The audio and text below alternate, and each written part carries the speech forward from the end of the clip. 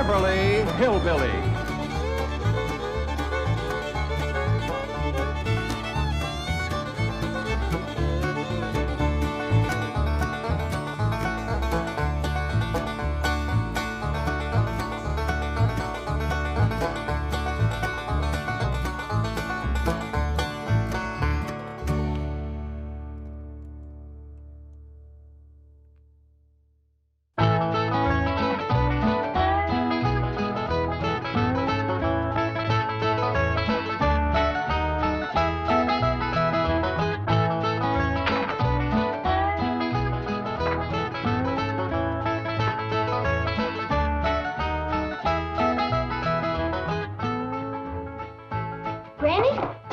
You want him a Benny Rooster for something? I sure do, Elly. I just heard that Jane Hathaway is sick of bed, and I want to cook her up a nice big pot of chicken broth.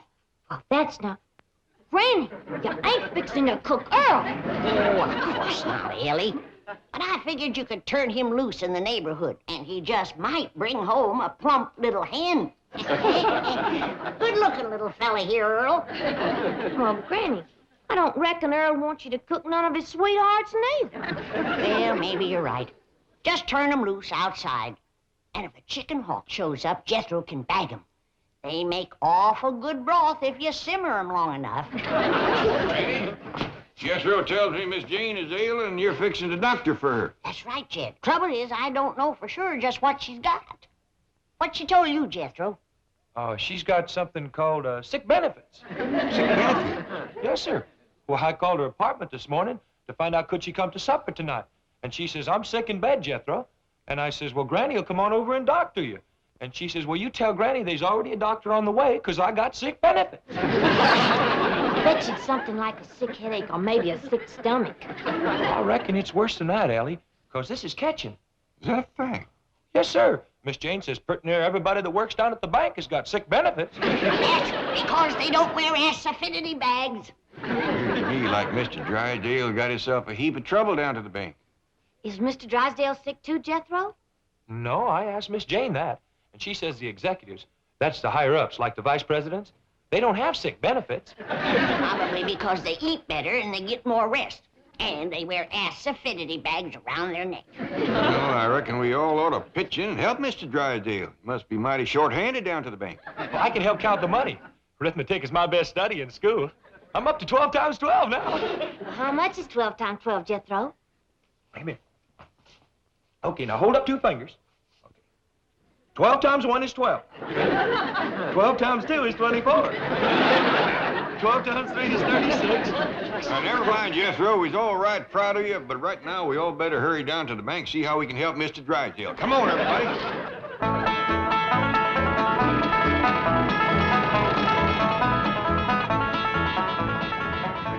I'll go in first. The rest of you wait here. How come? We don't know how catching that sickness is. Miss Hathaway, how can you do this to me? Now, you know the bankers' convention is in town, and I'm making the keynote speech. Well, you haven't finished writing it for me. Now, listen, couldn't you come in today and be sick tomorrow? 103 fever. Well, I'll turn on the air conditioning.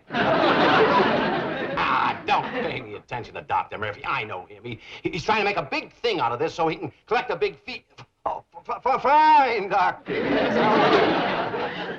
I knew you were there. That's why I made a joke about it. Huh? Oh, of course. Certainly. Yes. Keep her in bed. Goodbye, Doctor. Come in. How do I, Mr. Drysdale? Mr. Clampett, hello. What can I do for you? Well, I reckon right now it's what can I do for you? We heard about all the sickness. Oh, don't let that concern you. Anything you need. Well, nothing except a secretary, a new doctor, a speechwriter, and someone to take over my work.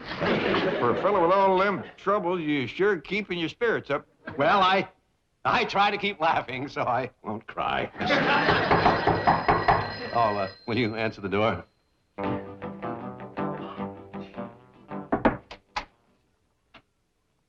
Howdy, young feller. You want to see Mr. Drysdale? Yeah. Come in, come in. No, not today. Now, leave me alone. See you later, Mr. Drysdale. Yes, and thank you so much. Just being neighborly. Who was that? Never mind him. Who are you? Oh, we met the other day when I started to work here, Mr. Drysdale. I'm the new teller trainee. My name is... What do you want? Well, sir, I noticed that you were without a secretary, and well, I thought I might be able to help. You take shorthand? Oh, I don't mean me, sir. However, there is someone from the secretarial pool that I'd like to recommend. Oh? Who?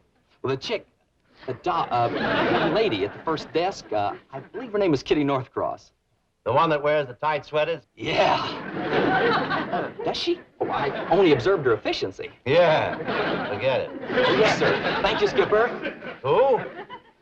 Well, sir, I just got out of the Navy, and I like to consider this bank my new ship, and you my new captain. And I'm proud to be aboard, sir, because I know that your genius will pilot this ship of finance through the reefs of adversity and the stormy seas of competition until we drop anchor in the harbor of success. Bilgewater. Aye, aye, sir. Thank you, sir.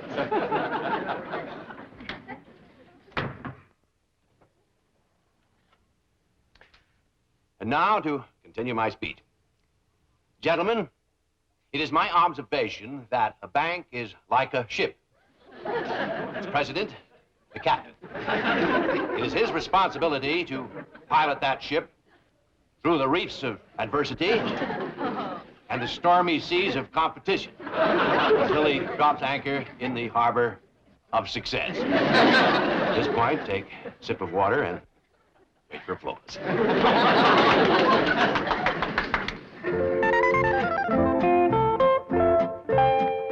Oh, good, Elly, you're all ready. We best be getting down to the bank quick as we can. Well, Pop, do you reckon I know enough to be a banker's secretary? Shucks, yes, Elly, especially since I'm going to be the banker. Oh, did Mr. Drysdale take sick? Oh, he had to speak at a convention. He says all he needs is a secretary, a speechwriter, a new doctor, and somebody to do his work. Granny's a dandy doctor, but who can write speeches? Well, Jethro found one in a book already wrote. He's in there helping Granny now mix some medicine for Miss Jane.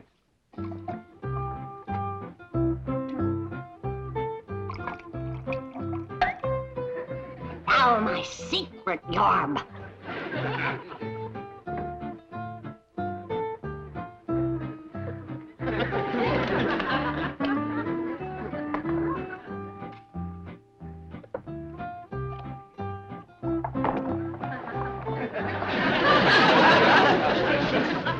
Don't stand too close to it while it's working, Jethro. That'll cure Miss Jane, huh, Granny? It'll cure anything. I gave it to a sick horse one morning. That afternoon, he won a race. You doctored a racehorse? No, a plow horse. He never raced before. Jethro? Pa says let's get it going. Come on, Elly. You got your speech for Mr. Drysdale? Yes, ma'am. One of the greatest speeches ever wrote. 7 years ago, was brought forth to this continent a new nation, conceived in liberty and dedicated to the proposition that all men are created equal. My dingies, that's a dandy speech. I'm proud of you. I didn't write it. That was written by Abraham Lincoln, the president that whooped the South. South was not whooped. Granny, General Lee surrendered to General Grant. He did not. General Lee figured that Grant was a blacksmith. And he handed him his sword so he could sharpen it. And don't you ever forget it!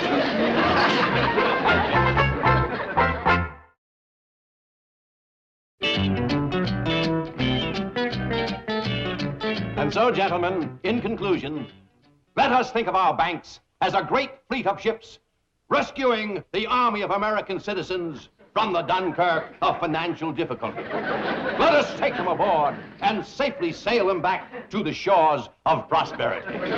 Gentlemen, bon voyage. Beautiful, Skipper. Just beautiful. Listen, the door was open and your voice drew me in here like a magnet. Could I go to the convention with you and hear the entire speech? No, you cannot. But, sir, you're my idol. Well, you're pretty idle yourself. Now get back to your cage and do some work. What a voice. Sir, you were born to command. In the Navy, you'd have been an admiral. Well, I was in the Army. Corporal in the Quartermaster Corps. Great outfit, sir. Backbone of the armed forces. Get back to work. That voice. You and General MacArthur. Legends in your own time. Out. Pleasure, sir. Where did personnel dig up that nut?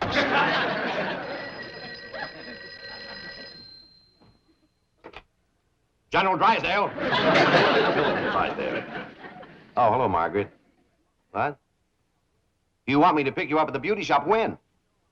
But, dear, you know I'm making the keynote address at the bankers' convention. All right, darling, I'll cut it short.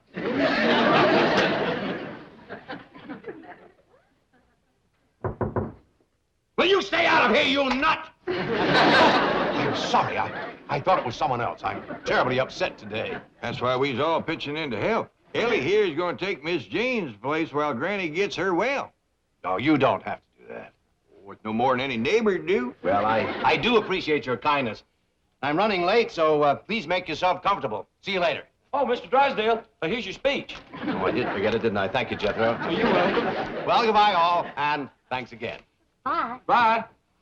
He's gone, Pa. Reckon you in charge now. Are you going to take his place, Uncle Jed? Sure gonna try. Well, sit down to your desk and go to banking. I want to see how you do it. Me too.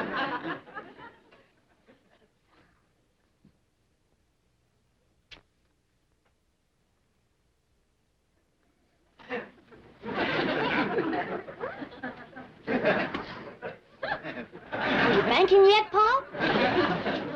Well, I reckon not, Elly. I'm just waiting to bank. How do you do it, Uncle Jed? Well, according to Mr. Drysdale, banking is mostly giving people money when they need it. I'll get it, Pa. That's what a secretary's supposed to do.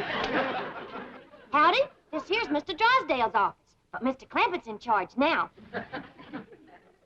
Yes, sir. You bet you can. Howdy there. You need money? Well, come right on over and get it. Hot diggity, he's banking now, man.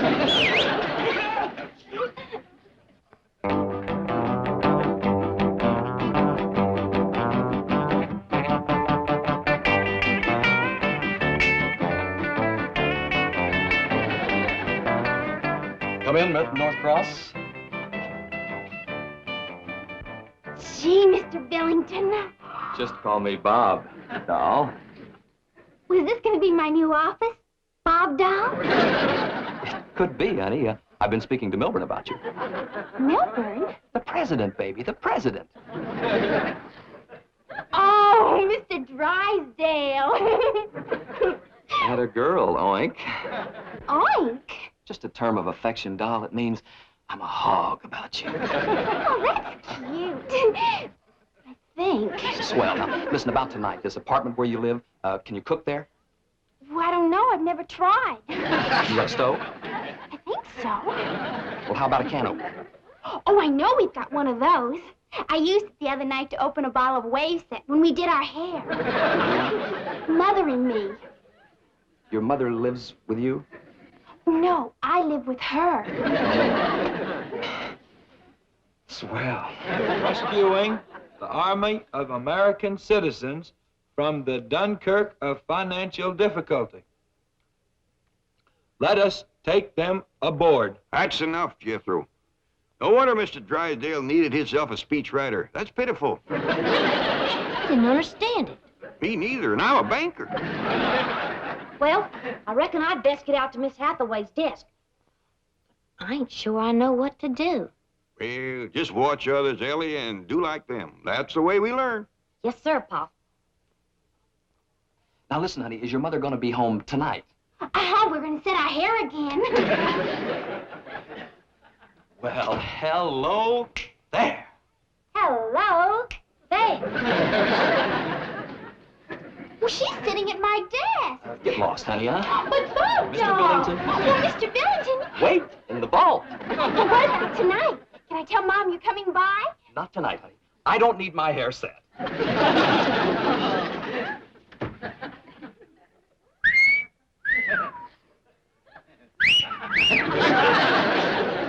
Hey. Hey. This is gonna be wild. Tell me something. You don't live with your mother, do you? No, sir, do you? No, sir. What's your name? Elly Mae Clampett. Well, there it is, Elly, and you may clamp it. You don't by any chance wrestle at night, do you? Oh, I like to wrestle anytime. Oh, Scooby-Doo.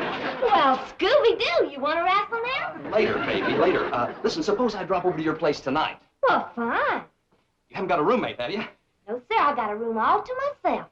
Now, listen, here's the action. I swing by your pad about 7. I bring some bossa nova records, and we trample a few grapes, huh? Then we blast off to the local coffee shop, one where they don't hit me for too much bread. Then we swing back to your pad for a little moon orbit. Do you dig? Oh, yes, sir. Crazy. Whenever Pa goes fishing. I dig his words. You wouldn't put me on, would you? Why, sure. Jethro? I ain't tall enough to put you on myself, but Jethro can do it. What's this? Who's Jethro? Yeah, Elly, mate? If this little fella wants to be put on some. Okay. Where would you want me to put you, little fella? Oh, I'd like to be put on your list of friends. Mr. Drysdale's office, but he ain't here. I got it, Elly Mae.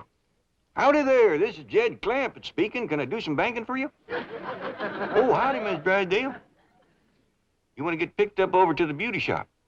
Well, I can send Jethro right over in the truck. No, your husband ain't here. He's over to the bankers' convention making a speech Jethro give him.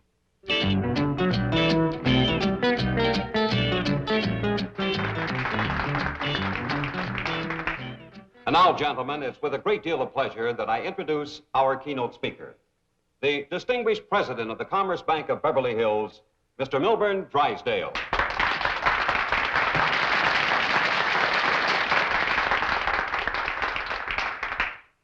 Fellow bankers, 407 years ago, our fathers brought forth upon this continent a new nation. Well, now, some of you seem to be amused because I have chosen the humble words of Abraham Lincoln to keynote this convention.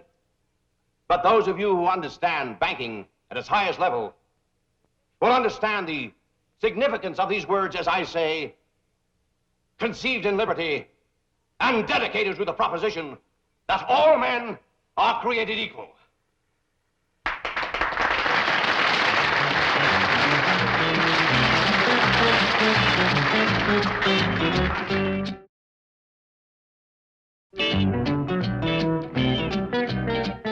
Paul, this here's Mr. Wilson, the man that called you about borrowing money. Well, howdy there, Mr. Wilson. I'm pleased to meet you. Sit down a spell. Oh, thank you, sir. Hey, have a smoke? Yes, sir. Elly Mae, hey, Mr. Wilson, like a nice cold pitcher of spring water or some coffee or tea or something. Would you, Mr. Wilson? No, thanks, young lady. You look all tuckered out. Yes, I am. I've been going from bank to bank trying to borrow some money. Didn't they have none? Well, none that they wanted to loan me. You see, Mr. Clampett, my chicken ranch is mortgaged to the hilt. I've no credit, no collateral. I need money to buy feed. Oh, we got a vault full of it. How much money you need? See, if I just had enough... Are you kidding me? Elly Mae, take him out the vault and show him the money. No. I mean, would you really lend me the money? Well, that's what banks is for, ain't it? Well, yes, but I'm poor. I have no security. Ain't no shame being poor as long as you're honest. How do you know I'm honest? Well, if you wasn't, you'd be telling me about how much you got instead of how much you ain't got. Mr. Clampett, I've never met a banker like you before. Oh, shucks, Mr. Drysdale can outbank me any day in the week. He must be a wonderful man. You bet he is the best banker around here. Now, how much money would you like to have? Well, sir, I really need $5,000, but I can squeeze by on 3 or 4. Elly Mae, go fetch this man $5,000. Yes, sir, Pa. Bring him a cup of that cider that Granny sent down to ward off sick benefits. Doggone if he don't look like he's coming down with it. Okay, Pa. Now for my secret yarb. What is your secret yarb, Granny? Oh, I dasn't tell you, Jethro. Why, if that was to ever fall into the hands of the enemy, the North could win the war. Told you, Granny, they done won it. No such thing. We's just laying back, letting them think they did. One of these days when they ain't looking, we's gonna jump them. You gotta believe me, the South done got whooped. You go cut me a hickory switch and meet me in the woodshed, and I'll show you who got whooped. That's another thing I keep telling you. We ain't got no hickory tree and no woodshed. That's right. I guess I'm getting old and feeble. Yes, ma'am. Well, open your mouth and close your eyes. Granny's going to give you a little surprise. Oh, good. Swallow that. That'll keep you well and learn you not to talk Yankee nonsense.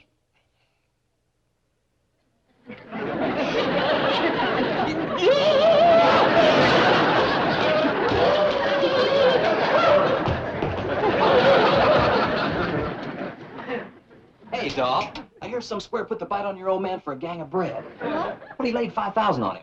Oh, you mean Mr. Wilson? That's a cat. How'd he get it? Well, he told Pa he needed it for his chickens. You're kidding. What would chickens do with all that money? It was for Mr. Wilson to buy feed. He's got a chicken ranch. And your dad gave him $5,000 for chicken feed? Why, sure, Pa's got $35 million. $35 million? And he likes folks that raises critters. Do you think he's got time to see a young critter raiser? Why, sure, go on in. I'll dig you later, Jim. Mr. Clampett, sir, my name's Bob Billington, and your lovely daughter told me that you could spare me a few moments of your valuable time. You bet I will, young fella. What's on your mind? Well, sir, I work here at the bank, but my heart's back on the ranch. The chicken ranch, that is. Or was, till I lost all of my chickens. Sweet little critters. How'd you lose them? Well, sir, I'm not sure. I just woke up one morning and they were gone. I guess one of them left the gate open. What kind of chickens were they? Just regular kind, you know, with the wings and the feathers and those crazy-looking feet. Mr. Clampett, if I could just borrow $10,000, then I could get back into the business that I love, raising chickens. I see. How many chickens you want to start with? Oh, about $10,000 worth. How many roosters? Oh, no roosters, just chickens. These days, you gotta specialize. Elly May? Oh, howdy, Mr. Drysdale. How was your speech? Sensational. The high point of the convention. Listen, did a man named Wilson come in here to borrow some money? Yes, sir, and Pa gave him $5,000. Oh, bless him. That's what did it. Did what? Got me named Banker of the Year. They're putting a plaque in the lobby calling this the Bank with a Heart. How come? Well, 6 banks were secretly nominated for the honor. Wilson went to each bank, and this is the only one that gave him money. Well, that poor man needed it. Wilson? Oh, he's the biggest poultry rancher in the world, and a stockholder in all 6 banks. Oh, is your wonderful father still in there? Yes, sir. How about it, Mr. Clampett? I'm going to give you just what you need. Great, lay it on me. A little advice. Get back to your job and forget about chickens. You were born to command, sir. The voice of authority, the greatest I've ever heard. What about me? You are the only one who cuts him, Skipper. What a privilege it is for a young fella like me to see 2 great leaders together.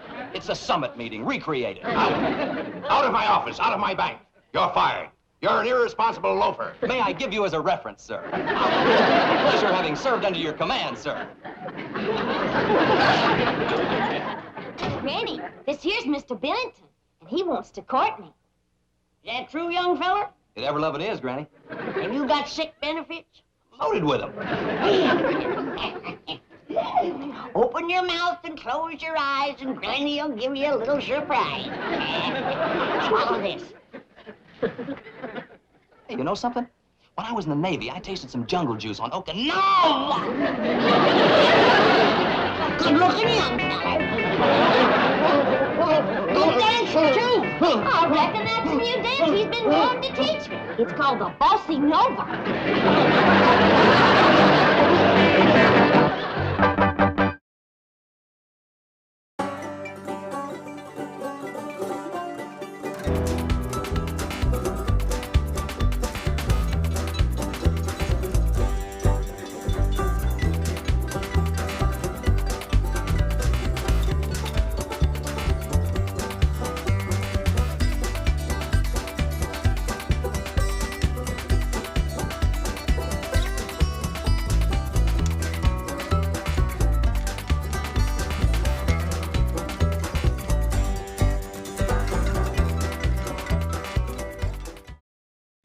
This has been a Filmways presentation.